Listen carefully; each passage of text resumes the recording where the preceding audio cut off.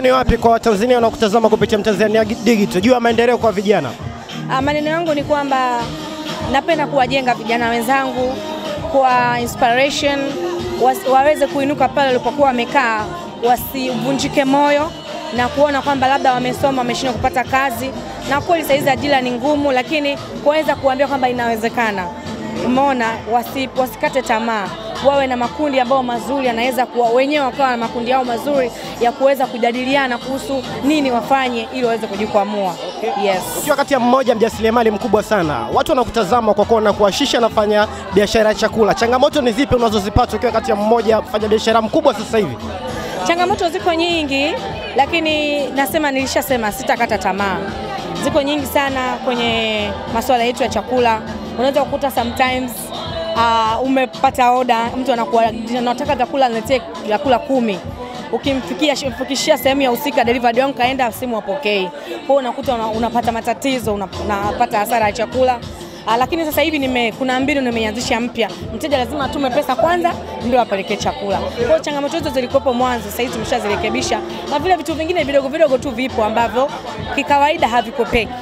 Yes. Tumeona kwenye programu mpya umekaribishwa kama mgeni rasmi kupitia Kijiwe Kipya, si ndio? Unataka kuambia nini vijana kupitia hii programu inayoanza sasa hivi? Vijana kwanza wamsupport kijana mwenzao ambao yeye mwenyewe amekaa amefikiria kwamba kuna kitu gani kinaweza kufanyika, kuweza kusaidiana. Maisha ni magumu, kwa hivyo changamoto ni nyingi.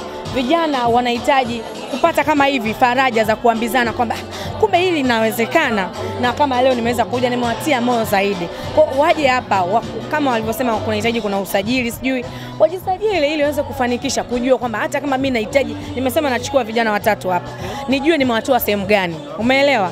Hata kama kuna tatizo linatokea kuna urahisi wa kupeana information. So nimependa hili wazo na nzuri sana. Yeah. Nimeona pia unashawishi watu kupitia ujasiriamali. Vipi kupitia music sasa? Music kwa kweli kwa sasa kufunga record label hivi Shilole bado sifikiri sana. Mimi nataka kuangalia kwenye biashara ambayo inakuwa haraka. Niko poa. Niko poa sana. Nikupongeze. Naona mmezindua programu yenu mpya inaitwa Kijiwe Kipya. Malengo yake kwanza ni yapi?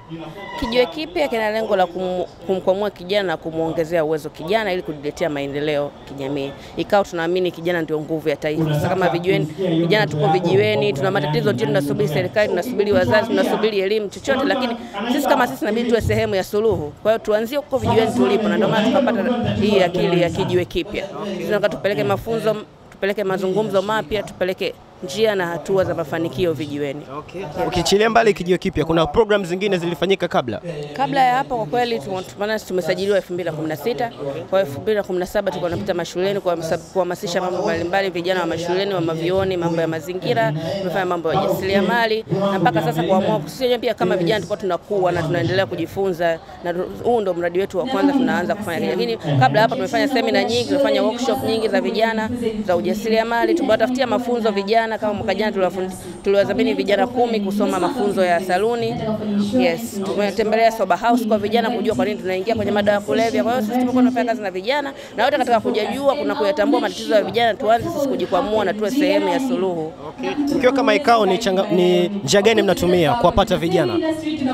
Mara nyingi tunapita mtaa kwa mtaa, tunashirikiana na halmashauri, na sisi hatuchagui hata dini, tunapita hadi makanisani. Imani tunajua tuna sehemu tunaenda kukutana na vijana, tunapita kanisani, shuleni, vioni, mtaani, halmashauri tunajua kuna vikundi, sehemu ambapo tunajua tuna usajili, kwenye vituo vya bodaboda, kwenye masokoni, wote huwa tunapita, tunajaribu kukutana na vijana, kuongea na vijana. Okay. Tukirudi kwenye changamoto, ni zipi sasa mnazopata mkiwa kama wadau wa kusupport vijana Tanzania?